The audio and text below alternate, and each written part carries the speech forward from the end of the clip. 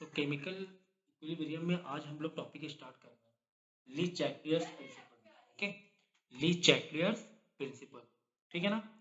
इसमें बेसिकली है ना कुछ चेंजेस हम लोग करेंगे इक्विलिब्रियम कंडीशन में, यानी कि रिएक्टेंट एंड प्रोडक्ट जब इक्विलिब्रियम में आ जाएं तो उसके बाद क्या चेंजेस कर सकते हैं हम लोग, उसके बाद क्या चेंजेस हम लोग कर सकते हैं। ठीक है, तो जैसे कि मैंने बताया कि इक्विलिब्रियम होने के बाद हम लोग कुछ चेंजेस करेंगे। क्या चेंजेस करेंगे? कॉन्सेंट्रेशन चेंज करेंगे, मतलब रिएक्टेंट में चेंज करके देखेंगे कि एग्जांपल के तौर पे कैसे दो एलिमेंट या दो कंपाउंड का कुछ हम बना रहे हैं प्रोडक्ट, ठीक है ना, दो रिएक्टेंट्स का N2 हो सकता, N2 बढ़ा दें या H2 बढ़ा दें घटा दें, तो फिर क्या होगा? क्योंकि क्योंकि ये जो रिएक्शंस हैं ये तो इक्विलिब्रियम वाले हैं, इन्हें तो इक्विलिब्रियम में जाना है और इक्विलिब्रियम में है। इक्विलिब्रियम में होने के बाद, इक्विलिब्रियम में होने के बाद क्या चेंजेस हो सकता है अगर हम कुछ उसमें फिजिकली या केमिकली कुछ चेंजेस कराएं, कि वो फॉरवर्ड जाएगा कि वो बैकवर्ड जाएगा। फिलहाल तो बैक फॉरवर्ड और बैकवर्ड जाके एक इक्विलिब्रियम में आ चुका है। फिलहाल तो हमारा जो भी केमिकल रिएक्शन है वो इक्विलिब्रियम में हो चुका है, ठीक है ना, इक्विलिब्रियम में हो चुका है। ठीक है, अब हमने शेल खा ली, एग्जाम्पल के तौर पे तुमने येलो और रेड कलर मिलाया और मिलके ऑरेंज बन गया। फिर तुमने और एक्स्ट्रा रेड मिला, कुछ तो रिएक्ट करेगा ना फिर से, या तो बैकवर्ड जाए या तो फॉरवर्ड जाए, कुछ तो होगा कि नहीं होगा, कुछ चेंजेस हो। ठीक है, तो बेसिकली ली चैटलियर्स प्रिंसिपल में हम लोग यही देखेंगे कि कौन से प्रिंसिपल यूज हो रहे हैं इसमें, कि अगर हम और टेम्परेचर बदल रहे हैं, अगर हम प्रेशर बदल रहे हैं, अगर हम कॉन्सेंट्रेशन बदल रहे हैं, ठीक है ना, तो कब बदल रहे हैं, कब बदल रहे हैं, जब वो इक्विलिब्रियम हो जाए, मतलब इक्विलिब्रियम होने के बाद की कहानी है, इक्विलिब्रियम होने के बाद की कहानी है। ठीक है, तो ठीक है, डेफिनेशन पढ़ लेते हैं लीच चैटलियर प्रिंसिपल की। डेफिनेशन तो नहीं है, इसका मतलब देखो लिखा हुआ है, if a change is applied to a system at equilibrium then, देखो, if a change is applied to a system, okay, at equilibrium, equilibrium होने के बाद जो भी सिस्टम है हमारा, अगर उसमें कोई चेंज अप्लाई कर रहे हैं then equilibrium will be shifted in that direction in which it can minimum the effect of change and equilibrium will be establish at new condition, मतलब फिर से नया इक्विलिब्रियम बनने की कोशिश करेगा। ठीक है ना, फिर से रिएक्ट करेगा, तुमने कॉन्सेंट्रेशन रिएक्टेंट और बढ़ा दिया, एग्जाम्पल के तौर पे तुमने शुगर और वाटर घोल के पूरा एक शिकंजी बन चुकी, लेकिन तुमने और शुगर मिला दी, और रिएक्ट करेगा और घुलेगी शुगर, तो ये चीज बताने की कोशिश हो रही है इस कॉन्सेप्ट में। ठीक है, एग्जाम्पल के तौर पे देखो यहाँ पर effects of concentration case one, हम क्या कर रहे हैं यहाँ पर, रिएक्टेंट को बढ़ा रहे हैं। जब रिएक्टेंट को बढ़ाएंगे तो फॉरवर्ड की तरफ जाएगा कि नहीं जाएगा, कॉमन सेंस है। अगर हम रिएक्टेंट बढ़ा रहे हैं और अगर ये इक्विलिब्रियम पहले से था, फिर तुमने क्या किया, और रिएक्टेंट मिला दिया, जब और रिएक्टेंट मिला दिया तो प्रोडक्ट की तरफ जाएगा वो, जब हमने और रिएक्टेंट और एक्स्ट्रा कर दिया तो प्रोडक्ट की तरफ बनने की कोशिश करेगा, तो यहाँ पे डेफिनेटली क्या होगा, फॉरवर्ड रिएक्शन होगा, है ना, फॉरवर्ड रिएक्शन होगा। और दूसरे वाली कंडीशन में देखो, अगर हमने रिएक्टेंट को कम कर दिया, जब रिएक्टेंट को कम कर दिया, एक तरफ तुम रिएक्टेंट कम इक्विलिब्रियम में था, तुमने क्या कर दिया, रिएक्टेंट को कम कर दिया, रिएक्टेंट कम कर दिया, प्रोडक्ट ज्यादा हो गया, क्योंकि इक्विलिब्रियम हो चुका था ना। ऐसे देखो, समझो कि ये दो एक कंटेनर है, बीच में ये एक पाइप मैंने ओपन किया हुआ है, कि अब आपने पानी यहाँ पे डाला, समझो कि रिएक्टेंट डाला, तो रिएक्टेंट डाला, फॉरवर्ड रिएक्शन हुआ, और एक फॉरवर्ड रिएक्शन में पानी इधर पे आया और इक्विलिब्रियम में आके ठहर गया, ये इक्विलिब्रियम कंडीशन है। ये क्या है, इक्विलिब्रियम कंडीशन है। बस ये जो मैं ये जो एग्जांपल दे रहा हूँ ना, ये पूरे चैप्टर्स में बहुत ही आपको रिलेटिव मतलब रिलेटेड लगेगा, कॉन्सेप्ट समझने में ईजी लग जाएगा। आप खुद ही सोचो, तुमने रिएक्टेंट बढ़ा दिया, अगर तुम यहाँ से पानी डालोगे तो पानी किस तरफ जाएगा, उधर जाएगा कि नहीं जाएगा, वापस बैलेंस होने के लिए, कॉमन सेंस है ना। अगर तुमने यहाँ से पानी एक्स्ट्रा डाला, तुमने पानी पानी जब एक्स्ट्रा डाला तो ये वापस बैलेंस होने के लिए पानी यहाँ से जाके फिर से इक्विलिब्रियम हो जाएगा, थोड़ी देर एक एक्स्ट्रा लेवल पे आके, लेकिन होगा इक्विलिब्रियम। तो जब रिएक्टेंट तुम बढ़ा दोगे, वाटर यहाँ बढ़ा दोगे, तो इसी तरफ तो वाटर जाएगा, प्रोडक्ट की तरफ जाएगा, मतलब फॉरवर्ड रिएक्शन है कि नहीं। ठीक इसी तरीके से तुमने यहाँ पे रिएक्टेंट को हटा दिया कुछ पानी। जब कुछ पानी हटाओगे तो प्रोडक्ट वाला इधर नहीं आएगा बैलेंस करने के लिए। ये तो फीलिंग ले सकते हो ना, कॉमन सेंस है तो, है कि नहीं? तुमने यहाँ पे कम कर दिया तो पानी यहाँ पे कम, यहाँ ज्यादा थोड़ा रहेगा। अगर यहाँ कम कर दोगे तो वापस बहकर इधर आ जाएगा, फिर वापस एक इक्विलिब्रियम में पहुंच जाएगा। थोड़ा सा लेवल कम हो जाएगा लेकिन इक्विलिब्रियम में हो जाएगा। तो यानी कि रिएक्टर हमने कम किया तो क्या हो रहा है, बैकवर्ड रिएक्शन हो रहा है ना, पानी इधर आ रहा है, प्रोडक्ट वाला इधर आ रहा है ना, प्रोडक्ट रिएक्टेंट बन रहा है, ऐसे सोचो। ठीक है, और अगर रिएक्टेंट बढ़ा दिया तो पानी इधर जाएगा, मतलब फॉरवर्ड रिएक्शन।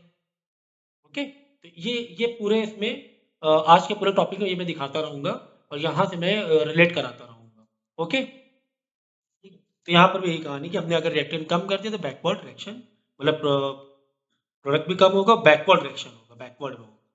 ठीक है, जब बैकवर्ड होगा तो प्रोडक्ट वाला अपना कुछ देगा इधर। तो यहाँ पर सोचो जरा कि हमने यहाँ से कुछ पानी हटा लिया तो ये वाला पानी इधर आके बैलेंस होगा, तो प्रोडक्ट कम हुआ। यानी रिएक्टर को कम करने पर प्रोडक्ट भी कम होगा, साथ ही में बैकवर्ड, क्योंकि अपना कुछ प्रोडक्ट ये रिएक्टेंट को देगा, मतलब रिएक्टेंट बैकवर्ड रिएक्शन होगा। ठीक है ना? तो ये है इफेक्ट ऑफ कॉन्सेंट्रेशन की इक्विलिब्रियम कंडीशन में अगर सिस्टम है तो अगर कॉन्सेंट्रेशन में हम छेड़खानी करें तो क्या होगा, ये बात है यहाँ पर। ठीक है ना? तो N2 3H2 से क्या बन रहा है, 2NH3 बन रहा है। डेफिनेटली अगर हम N2 को बढ़ाएंगे, मतलब वही रिएक्टेंट की तरफ बढ़ाया हमने तो फॉरवर्ड रिएक्शन चला जाएगा, प्रोडक्ट भी बढ़ जाएगा। या फिर H2 को घटाएंगे तो बैकवर्ड हो जाएगा। मतलब रिएक्टेंट में अगर हम तुम बढ़ा रहे हो तो फॉरवर्ड जा रहा है, रिएक्टेंट में तुम घटा रहे हो तो बैकवर्ड आ रहा है ना? समझ में आ गया कि नहीं आ गया? अब देखो यहाँ पे ये है MI, मोस्ट इंपॉर्टेंट, मतलब वेरी इंपॉर्टेंट है ये। ठीक है, क्या वेरी इंपॉर्टेंट में नोट लिखा हुआ है? नोट ये लिखा हुआ है कि solid component does not effect the condition. अगर कोई सॉलिड कंपोनेंट है उसमें छेड़खानी कर रहे हो तो कंडीशन में कोई छेड़खानी नहीं होगी। जैसे CaCO3 सॉलिड है और CaO प्लस CO2 बन रहा है और ये सॉलिड है। अगर सॉलिड में तुम बढ़ा रहे हो CaCO3 तो कुछ भी चेंजेस नहीं हो रहा है, कुछ भी इक्विलिब्रियम में कुछ भी बदलाव नहीं हो रहा है, मतलब सिस्टम इक्विलिब्रियम ही रहेगा अगर कोई सॉलिड कंपोनेंट है। या यहाँ पे CO2 बढ़ाया तुमने तो भी यहाँ पे बैकवर्ड ऐसा कुछ भी नहीं होगा कि बैकवर्ड रिएक्शन चला जाए, ऐसा कुछ नहीं होगा अगर सॉलिड कंपोनेंट है तो। ठीक है, नेक्स्ट इफेक्ट्स ऑफ वॉल्यूम। ठीक है, वॉल्यूम बदल के देखते हैं। तो सर कॉन्सेंट्रेशन वॉल्यूम से क्या मतलब है? तो वॉल्यूम मतलब ओवरऑल पूरे सिस्टम की क्वांटिटी, वो होती है वॉल्यूम। ठीक है ना? पूरे सिस्टम में भी वॉल्यूम का फॉर्मूला क्या होगा आप सोचो। नंबर, अगर आप मोलर मास लिखोगे तो क्या होता है, फॉर नंबर ऑफ मोल्स का फॉर्मूला क्या होता है? मोलर मास अपन वॉल्यूम होता है। तो ये पूरे वॉल्यूम की बात हो रही है। तो यहाँ पर वही बात हो रही है कि अगर वॉल्यूम बढ़ाएंगे, कहाँ पे बढ़ाएंगे? रिएक्टेंट की तरफ। अगर वॉल्यूम बढ़ाएंगे तो equilibrium is shifted in that direction where number of moles increases. जहां पे नंबर ऑफ मोल्स क्या हो जाएंगे, बढ़ जाएंगे। देखो इसका कॉन्सेप्ट ये है कि आपने वॉल्यूम बढ़ाया तो वॉल्यूम बढ़ाने से डेफिनेटली एक पर्टिकुलर अगर सिस्टम, एक कंटेनर है, अगर तुमने देखो वॉल्यूम बढ़ाने का मतलब ये नहीं हुआ कि तुम कॉन्सेंट्रेशन बढ़ा के वॉल्यूम बढ़ा ना, ये मतलब नहीं हुआ। वॉल्यूम बढ़ाने का अगर इतना पानी है, इतने पानी को तुमने क्या किया, थोड़ा सा पानी है या कुछ और मटेरियल है वो थोड़ा सा फैला के फैल गया, थोड़ा सा ऊपर हो गया। बात समझे? वॉल्यूम बढ़ाने मतलब नहीं तुमने और पानी डाल के वॉल्यूम बढ़ा दिया। अगर ये और फैल जाए, यहां तक आ जाए, यही पानी उड़कर यहां तक आ जाए, ठीक है ना, तो भी वॉल्यूम बढ़ा माना जाएगा कि नहीं माना जाएगा? किसी भी वजह से ऊपर बढ़ के आ रहा है। अब गैस है तो गैस में होता ही क्या है, जिस कंटेनर में डाल दो वो कंटेनर जगह ले लेगी गैस। तुमने एक्स्ट्रा गैस बिना डाले से कंटेनर का साइज बड़ा कर दिया, वॉल्यूम बढ़ जाएगा, है ना? तो वॉल्यूम बढ़ जाएगा। कुल मिला के जब वॉल्यूम बढ़ेगा, अभी देखो अभी प्रेशर इतने क्वांटिटी में प्रेशर है एक पर्टिकुलर, जब यही क्वांटिटी तुम बड़ी जगह दे दोगे तो प्रेशर क्या हो जाएगा, कम हो जाएगा। सोचो ना, अगर तुम इसको दबा दो तो प्रेशर बढ़ नहीं जाएगा, प्रेशर बढ़ जाएगा। यही वॉल्यूम को तुम दबा दिया, वही वॉल्यूम कम कर दिया, तो कॉन्सेंट्रेशन बदलना चीज अलग हो गई। कॉन्सेंट्रेशन मतलब बाहर से लाके डाला अंदर, वॉल्यूम मतलब अंदर से छेड़खानी हो गई। ओके, तो यहाँ पर यही बताया जा रहा है कि अगर हम वॉल्यूम बढ़ा रहे तो प्रेशर घटेगा, ये तो एक ठीक है, बेसिक है। तो equilibrium is shifted in that direction where number of moles increases. तो इक्विलिब्रियम कहाँ पर जाएगा, जहां पे नंबर ऑफ मोल्स ज्यादा हो रहे हैं। या फिर वॉल्यूम घटाओगे तो प्रेशर क्या होगा, बढ़ेगा। ठीक है, जैसे मैंने अभी एग्जाम्पल बताया, पानी तुमने दबा दिया है ना, रिएक्टेंट को दबा दिया तुमने तो प्रेशर वहां पे बढ़ गया। तो equilibrium is shifted in that direction where number of moles decreases. देखो समझ में आएगा अगर हम केस एग्जांपल लेंगे। देखो तुम्हारे पास H2 और I2 था, ठीक है, दोनों में कितने कितने मोल्स हैं, एक एक दो, यहाँ पर दो दो, दो मोल है, ठीक है। तो हमने अगर QC निकालेंगे, QC में क्या होता है, number of moles upon volume, ये होता है ना, कॉन्सेंट्रेशन में नंबर ऑफ मोल्स के टर्म में लिखो, number of moles upon volume, HI के ऊपर प्रोडक्ट, प्रोडक्ट है ना, स्टैइकोमेट्री ऊपर चली गई, टू हो गया, अपॉन H2, मतलब नीचे नीचे जो अपॉन में रहता है वो रिएक्टेंट का रहता है, रिएक्टेंट दो है, H2 और I2 है, ये दोनों का आपस में मल्टीप्लाई में है, ठीक है ना, और दोनों की स्टैइक वन वन है तो पावर वन वन है, तो कोई टेंशन वाली बात नहीं है, तो पावर लगाने की जरूरत नहीं है। तो इसका मतलब यहाँ पर आप देखोगे अगर v इंटू वी का स्क्वायर, ये भी जब ओपन करोगे तो v का स्क्वायर, तो v का स्क्वायर कट गया, नहीं समझे। देखो ये जो है ना, ये वाला, ये तो v इंटू वी स्क्वायर हो गया ना, ये भी वी स्क्वायर है, ये पूरा है ना जो फ्रैक्शन है ये रेसिप्रोकल हो जाएगा, मतलब वी स्क्वायर ऊपर पहुंच जाएगा, एन टू आई टू नीचे रह जाएगा, वी स्क्वायर से ये वी स्क्वायर कट जाएगा, है ना। इसका मतलब फाइनली तुम्हारा क्या निकले, Q C is equal to N H I upon N H two into N I, सिर्फ नहीं बचेगा, वी स्क्वायर कटे जा रहे हैं। इसका मतलब ये समझ में आ गया कि कॉन्सेंट्रेशन के जो टर्म होता है QC is independent of volume, volume पे डिपेंड ही नहीं कर रहा है क्यूसी, कॉन्सेंट्रेशन वॉल्यूम पे डिपेंड ही नहीं कर रहा है, यानी वॉल्यूम बढ़ाने और वॉल्यूम घटाने से कॉन्सेंट्रेशन में कोई फर्क नहीं पड़ रहा है, कॉन्सेंट्रेशन में कोई फर्क नहीं पड़ रहा है, ठीक है ना, ये बात समझ में आई। अब देखो अब यहाँ पर देखो, अगर मैं केस 3 लिया, केस 2 लिया, जहां यहाँ पर क्या था, डेल्टा एन जी जीरो था, तो अब ये भी बात है ना, कब नहीं फर्क पड़ रहा है, डेल्टा एन जी तुम्हारा क्या है, जीरो, लेकिन यहाँ पर देखो डेल्टा एन जी क्या ज्यादा है, डेल्टा एन जी ज्यादा मतलब concentration side, sorry product side की स्टाइकोमेट्री ज्यादा है, यही हुआ ना, डेल्टा एन जी क्या होता है, two plus one, one plus one two, minus one, यहाँ देखो वन मोल, यहाँ वन में दोनों के मोल दो हो गए, यहाँ पे माइनस वन, तो टू माइनस वन कितना हुआ, वन हुआ, ठीक है। तो यहाँ पर देखो मैंने क्यूसी की एक टाइमलाइन बना दी है, देखो केसी जो तुम्हारा कांस्टेंट है, तो हम केसी कब बोलेंगे, जब तुम्हारा सिस्टम इक्विलिब्रियम में पहुंच जाता है, तो वो कांस्टेंट, वो रेट ऑफ फॉरवर्ड या बैकवर्ड का जो कांस्टेंट है वो केसी से हम डिनोट करते हैं। ये सारी चीजें पहले बहुत अच्छी तरीके से हो चुकी हैं, ठीक है ना। तो अगर इक्विलिब्रियम में नहीं है तब तक क्यूसी बोलेंगे, और अगर वो पीछे पीछे चल रहा है, पीछे पीछे चल रहा है मतलब कहीं ना कहीं से यहाँ पे क्यूसी आगे बढ़ने की कोशिश कर रहा होगा, आगे बढ़ने की कोशिश कर रहा होगा मतलब कहीं ना कहीं से फॉरवर्ड रिएक्शन होगा, है ना, कि किसी किसी बात जाने की कोशिश कर रहा है तो डेफिनेटली क्या हो रहा होगा, फॉरवर्ड रिएक्शन हो रहा होगा, है ना। यहाँ पे फॉरवर्ड क्योंकि अभी स्टार्ट हुआ है रिएक्शन, अपने रिएक्टेंट डाले, स्टार्ट हुआ, किसी अभी पीछे इक्विलिब्रियम नहीं मिला उसे, आगे जाने की कोशिश कर रहा है, जैसे यहाँ से आगे जाने की कोशिश कर रहा है, इधर से जैसे ही कुछ प्रोडक्ट बन जाएगा, इधर से ये भी पीछे आने की कोशिश कर रहा होगा, एक पॉइंट में आके फिर दोनों मैच कर जाएंगे, हो सकता है बीच में हो, यहाँ हो, यहाँ हो, कहीं पर भी, लेकिन एक जगह आके ठहर जाएंगे, वही क्यूसी बन जाएगा केसी, इक्विलिब्रियम हो गया। तो और अगर जब प्रोडक्ट ने स्टार्ट किया है रिएक्ट करना, तो बैकवर्ड डायरेक्शन पे होगा, यानी क्यूसी जब ज्यादा है तो हम बोलेंगे कि बैकवर्ड रिएक्शन हो रहा है, ये सारी चीजें पहले भी समझा चुका हूँ, मतलब बैकवर्ड रिएक्शन हो रहा है, ठीक है ना। तो यहाँ पर देख क्यूसी कम होना मतलब अभी केसी से क्यूसी पीछे है, मतलब क्यूसी छोटा है, ऐसा समझो।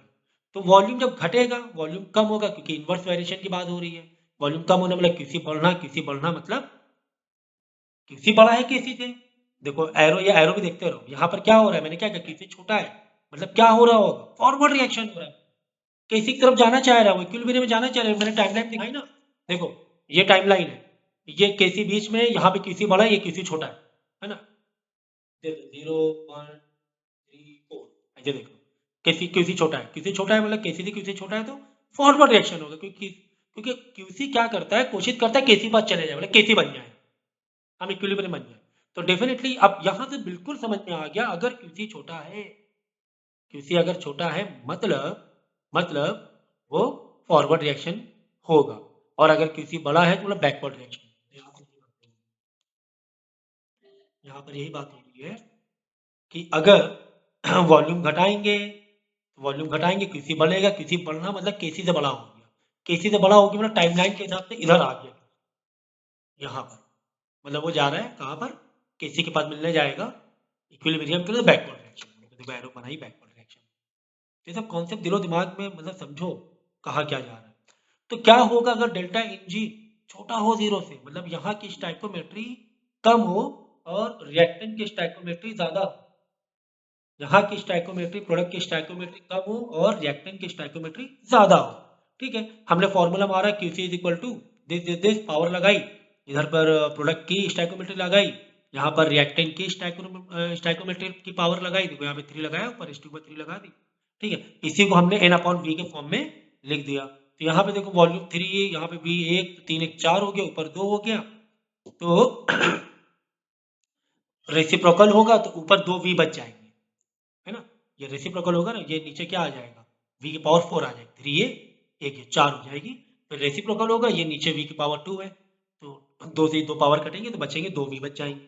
जब 2 V बच जाएंगे तो यहाँ तो ये बिल्कुल समझ में आ गया QC का और V का कौन सा रिलेशन है, डायरेक्ट रिलेशन हो रहा है। डायरेक्ट रिलेशन हो रहा है मतलब कि V बढ़ाएंगे, वॉल्यूम बढ़ाएंगे तो डिफरेंट QC से बहुत तेजी से बढ़ने वाला है। QC बहुत तेजी से बढ़ जाएगा मतलब KC से बड़ा QC हो जाएगा। QC ज्यादा होना मतलब KC से ज्यादा होना। QC ज्यादा होने का मतलब क्या हुआ, KC से ज्यादा होना। KC ज्यादा होना डेफिनेटली बैकवर्ड रिएक्शन हो जाएगा। यहाँ पर क्या हो जाएगा, बैकवर्ड हो जाएगा। इसी का अपोजिट क्या हो जाएगा, फॉरवर्ड रिएक्शन हो जाएगा। फिर अगर उल्टा है तो अगर हमने वॉल्यूम घटाई तो QC भी घटेगा, QC घटेगा मतलब KC से QC छोटा, तो फॉरवर्ड रिएक्शन चला गया। तो कुल मिला के हमें यह पता चला कि जहां पर स्टाइकोमेट्री अगर रिएक्टेंट में ज्यादा है, रिएक्टेंट में स्टाइकोमेट्री ज्यादा है, अगर यहाँ पर रिएक्टिंग तरफ वॉल्यूम बढ़ाएंगे तो फॉरवर्ड रिएक्शन हो। ठीक है ना, रिएक्टेंट तो वही तो बात हो रही थी नंबर ऑफ मोल्स की, कि नंबर ऑफ मोल्स जहां पे इंक्रीज होंगे उस तरफ जाएगा। देखो यहाँ पे क्या है, equilibrium shifting in that direction where number of moles increases. तो यहाँ पर स्टाइकोमेट्री ज्यादा है, ठीक है ना। तो स्टाइकोमेट्री ज्यादा होना मतलब अगर तुम और मिला दोगे, तुम और वॉल्यूम बढ़ा रहे हो यहाँ पर, जब और वॉल्यूम बढ़ा रहे हो तो ये फॉरवर्ड रिएक्शन की तरफ जाएगा। कि इफेक्ट ऑफ टेम्परेचर, ठीक है, तो टेम्परेचर की वजह से क्या इफेक्ट पड़ेगा इक्विलिब्रियम में। अगर हम एक सिस्टम हमारे इक्विलिब्रियम में है, अगर टेम्परेचर छेड़ेंगे तो क्या होगा इक्विलिब्रियम होने के बाद। देखो जो ली चैटलर्स प्रिंसिपल, इक्विलिब्रियम होने के बाद की कहानी हो रही है। हम इक्विलिब्रियम में सिस्टम है और हम छेड़खानी कर रहे हैं, कभी वॉल्यूम में, कभी कॉन्सेंट्रेशन में, तो कभी टेम्परेचर में। तो सीधी बात है यहाँ पर, अगर तुम्हारा जो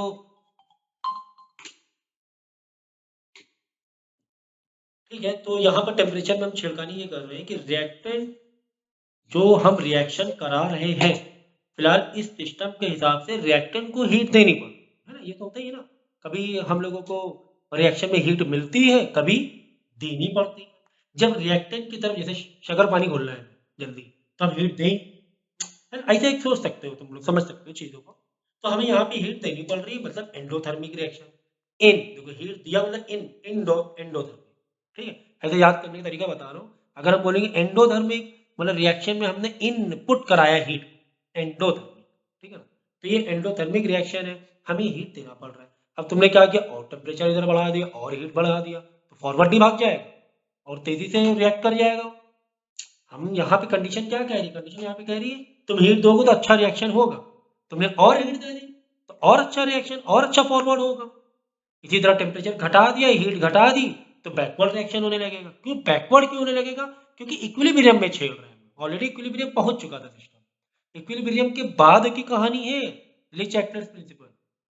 ली चैटलर प्रिंसिपल इक्विलिब्रियम के बाद की कहानी है, ठीक है। तो ठीक है, तो टेम्परेचर बढ़ाएंगे, रिएक्टेंट तुमने बढ़ाया क्योंकि प्लस हीट यहाँ पर है ना, बढ़ाया, उधर एडजस्ट करेगा ना, फॉरवर्ड चला जाएगा। इससे इस तरीके से भी ले सकते हो, यहाँ पर हीट थी, तुमने यहाँ पर हीट और बढ़ा दी तो वो इक्विलिब्रियम के लिए और आगे चली जाएगी, फॉरवर्ड रिएक्शन हो जाएगा। हीट तुमने यहाँ से पानी हटा लिया, एक तरीके से हीट घटा ली तो बैकवर्ड होने लगेगा, क्योंकि इसको तो हीट चाहिए, वो प्रोडक्ट से हीट मांगने लगेगा, प्रोडक्ट से हीट मांगने लगेगा। ऐसे समझ सकते हो चीज़ों को, ठीक है ना। इसी तरह अगर अगर जो तुम्हारा सिस्टम इक्विलिब्रियम जो भी रिएक्शन है वो अगर एक्सोथर्मिक है, मतलब रिएक्शन होने, एक्सोथर्मिक किसे कहते हैं, एग्जिट मतलब हीट बाहर आ रही, तुमने रिएक्ट कराया। जैसे कि एग्जांपल के तौर पे देखो, वो होता है ना वो पेंट चूना होता है, चूना चूना पेंट पुताई करते थे पहले पुरानी, तो हम लोग क्या करते थे मालूम है, पानी डालते थे ना तो उबलने लगता था, हीट इतना हीट निकालता था, हाँ पानी बॉयल होने लगता है, बिल्कुल तेज धुआं निकलने लगता है अगर, हाँ तो चूल्हे में पानी डालोगे तो, ठीक है ना, तो वो वही चीज हो रही है यहाँ, वो जो रिएक्शन है वो एक्सोथर्मिक हो रहा है, मतलब हीट निकाल रहा है, हीट क्या हो रहा है, निकाल रहा है, ठीक है ना, तो इसे हम लोग बोलेंगे डेल्टा जो हीट है वो नेगेटिव है, इसको बोलते हैं डेल्टा हीट पॉजिटिव, ठीक है ना, तो एक्सोथर्मिक एग्जिट हो रही ना हीट एक्सोथर्मिक, अब एक्सोथर्मिक है ना, अब क्या हो रहा है मालूम है, तुमने क्या किया, टेम्परेचर को बढ़ाया, टेम्परेचर तुमने और बढ़ा दिया, तो क्या होने लगेगा, बैकवर्ड रिएक्शन होने लगेगा, यहाँ पे उल्टी कहानी हो रही है, तुमने टेम्परेचर को बढ़ाया तो क्या होने लगेगा, बैकवर्ड होने लगेगा, और टेम्परेचर तुम बढ़ाओगे और घटाओगे,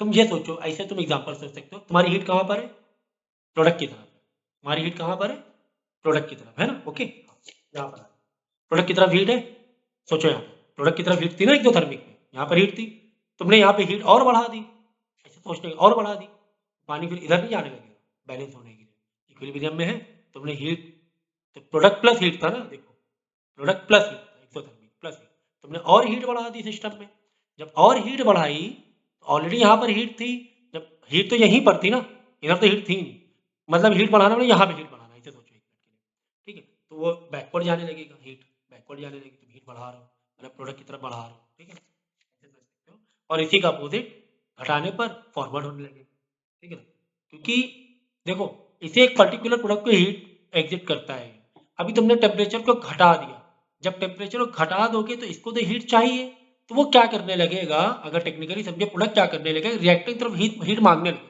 भाई हमें हीट दो, तुमने क्या कर दिया, टेम्परेचर घटा दिया, अब प्रोडक्ट क्या कह रहा है, हीट हीट प्रोडक्ट को चाहिए, तो अब तुमने टेम्परेचर घटा दिया, जब टेम्परेचर घटा दी, हीट घटा दी इससे, जब इससे तुमने हीट घटा दी तो रिएक्टर से हीट मांगेगा वो, तो फॉरवर्ड रिएक्शन होने लगेगी, है ना, ये चीज समझो, और यहीं पर हीट बढ़ा रहे हो जबरदस्ती का, क्योंकि इक्विलिब्रियम था ही पहले, और एक्स्ट्रा चीजें नहीं चाहिए थी इसे, हीट बढ़ा रहे हो तो हीट फेंकेगा वापस, भाई जाओ तुम हीट बढ़ा रहे हो, अब आई बात समझ में, ये कहानी है इसकी, सो केस वन और केस टू यहाँ पर भी है, एंडोथर्मिक एक्सोथर्मिक, जो चीज मैंने बताई अभी, ये ठीक फॉर्मूले के हिसाब से है, वैन हॉफ इक्विलिब्रियम में एक लॉग का हमारा फॉर्मूला होता है, log K two by K one is equal to delta H, delta H, तो डेल्टा एच पॉजिटिव, तो पॉजिटिव कब होता है, याद रखना पॉजिटिव कब होता है, जब एंडोथर्मिक होता है, तब हीट जो डेल्टा एच होता है हीट होती है पॉजिटिव होती है, तो ये पूरा फॉर्मूला है upon 2.3 R in bracket 1 upon T1 minus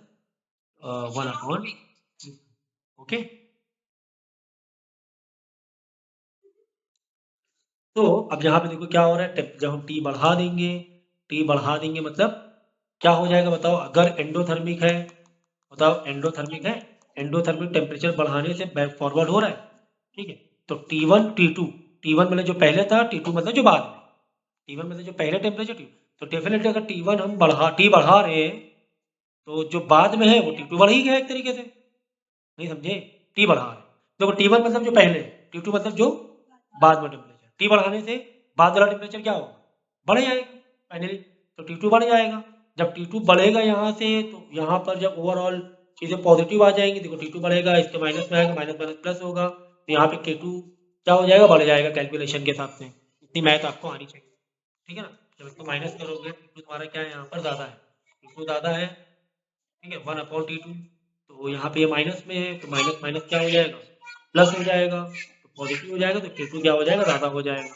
ऊपर के न्यूमरेटर की वैल्यू ज़्यादा रहेगी, ठीक है, और इसी के अपोजिट क्या है, नीचे टी अपोजिट है कि अगर टेम्परेचर घटा रहे हैं, टेम्परेचर घटा रहे हैं मतलब बाद वाला टेम्परेचर से पहले वाला टेम्परेचर ज़्यादा हुआ, है ना, बाद में समझो बाद में था 120 सेल्सियस, टेम्परेचर घटा दिया तो अब हो गया 120 डिग्री, मतलब 190 डिग्री, प्लस T2 कम हो गया, टेम्परेचर घटाना मतलब फाइनल टेम्परेचर कम, तो T2 ज़्यादा है यहाँ पर, अब देखो और T2 कम है, यहाँ पे जब T2 कम होगा तो इसको इसको माइनस कराओगे, तो K1 क्या हो जाएगा, बढ़ जाएगा, जब तुम ओवरऑल इसको सॉल्व करोगे, ठीक है ना, देखो यहाँ पे eight T1 equilibrium constant K1 positive, तुम ऐसे सोचो, देखो ये जो पॉजिटिव है ना, ये ओवरऑल पॉजिटिव कब होगा, ये ओवरऑल पॉजिटिव, ये वाली कंडीशन में, ये वाली कंडीशन, ये ओवरऑल पॉजिटिव रहेगा, देखो कैसे टी बढ़ाएंगे, तो फाइनल टेम्परेचर ज़्यादा रहेगा।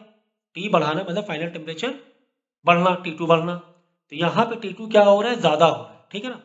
या हमें इस इक्वेशन से ये समझ में आ गया कि टेम्परेचर बढ़ाने से ये वाली जो वैल्यू है ये ज़्यादा आ रही है, ये वैल्यू ज़्यादा आ रही है, ठीक है। अब जब तुम 1/T1, तो देखो मैंने एग्जांपल के लिए यहाँ पे मैंने एक एग्जांपल लिया हुआ है कि अगर तुम टेम्परेचर बढ़ा रहे हो, देखो T1 का मतलब होता है पहले वाला टेम्परेचर, T2 मतलब जो बाद में हुआ है। तो जब T बढ़ाएंगे तो बाद वाला T क्या हो जाएगा, बढ़ जाएगा, कॉमन सेंस है। पहले T2 था, 2 से 4 हो गया, T2 4 हो गया, तो मैंने इसी को न्यूमेरिकली सेट कर दिया। 1/2 पहले था, माइनस अब क्या हो गया 1/4, क्योंकि T2 बढ़ गया है, क्योंकि T2 बढ़ गया है। साथ में इस फॉर्मूले के साथ एक चीज और पता होनी चाहिए कि डेल्टा एच एंडोथर्मिक में पॉजिटिव होता है। तो ये वाला जो आंसर है पॉजिटिव में है, ठीक है, ओके, क्योंकि एंडोथर्मिक प्रोसेस है, ओके, एंडोथर्मिक पॉजिटिव होता है। अब देखो इसका आंसर क्या आएगा, 1/2 माइनस 1/4। इसका ओवरऑल आंसर सोचो क्या है। अच्छा 4 क्यों आया, समझिए ना, क्योंकि टेम्परेचर हमने क्या क्या बढ़ाया है, T2 मतलब जो बाद में हुआ है, बाद में क्या हुआ टेम्परेचर बढ़ा है, बाद में क्या हुआ टेम्परेचर बढ़ा है, ठीक है। हम यही देख रहे हैं, हम लोग टेम्परेचर बढ़ा के ही देख रहे हैं कि टेम्परेचर बढ़ाने पे क्या हो। तो T बढ़ाने पर, T2 बढ़ाने पर हमने कैलकुलेशन रख दी, समझो पहले 2 था बाद में 4 हो गया, इजी एक नंबर मिल गया। अब इसको जब तुम सॉल्व करोगे ऊपर नीचे क्या करो, 2 से मल्टीप्लाई करोगे, डिनोमिनेटर कॉमन करोगे ना, 2 मल्टीप्लाई 2 माइनस 1/4, तो ओवरऑल पॉजिटिव नहीं आया आंसर, ओवरऑल इस ब्रैकेट में आंसर पॉजिटिव आ गया। तो पॉजिटिव इंटू पॉजिटिव, पॉजिटिव है ना, ये positive into overall positive, overall positive मतलब K2 तुम्हारा क्या हो रहा है, बढ़ा।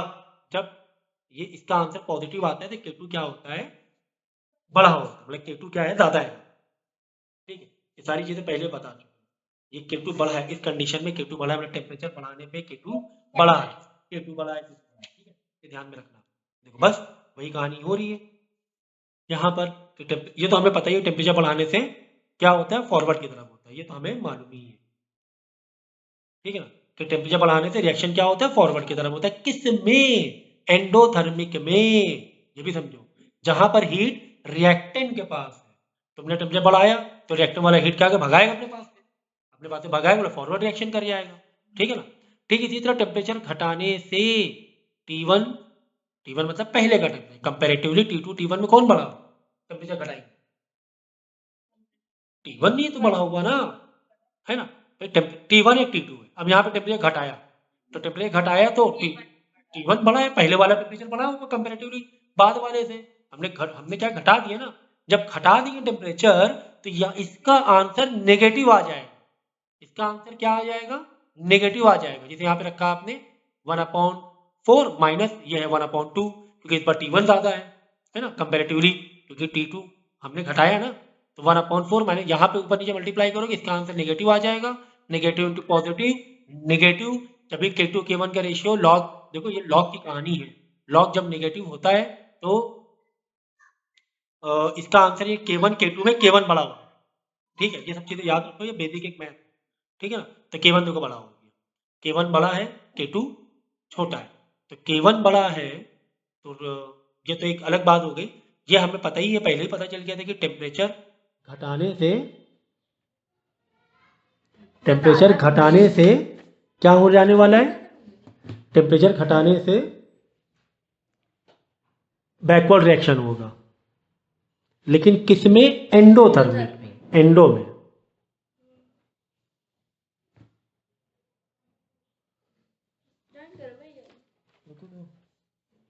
समझ में आया, बहुत बेसिक बेसिक जाके समझाना पड़ रहा है कैलकुलेशन।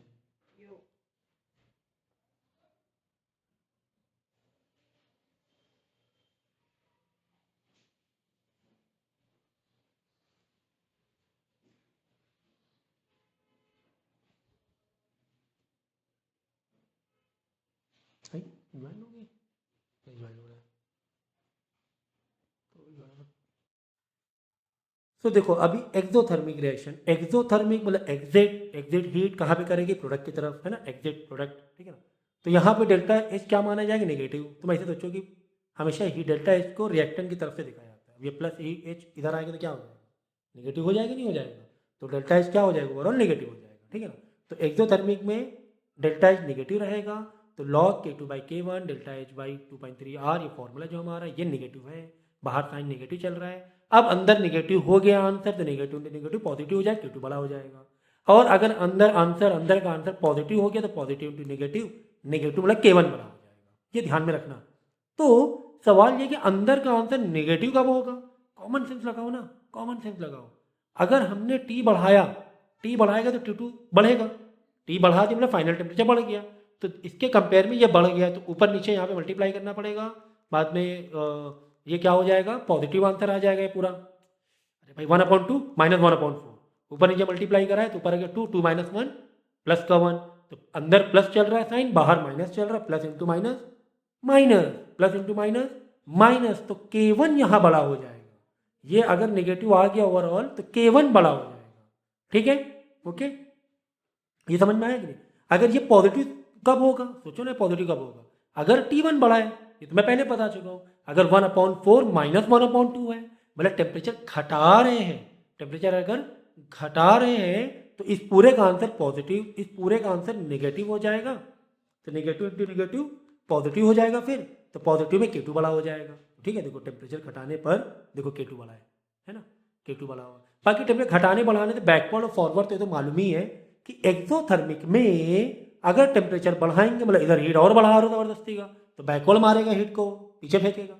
ठीक है ना, इसी तरह अगर घटा रहे हो, उल्टा कर रहे हो, तो फिर फॉरवर्ड चला जाएगा। ठीक है, ये समझ में आ गया? ओके सर, समझ में आ गया। ठीक है, चलो अब आते हैं इफेक्ट्स ऑफ कैटलिस्ट। तो कैटलिस्ट से तो कोई इफेक्ट ही नहीं पड़ता। कैटलिस्ट क्या होता है? रिएक्शन को तेज करा देता है बस, या फिर रिएक्शन को स्लो करा देगा। कैटलिस्ट क्या करा देगा?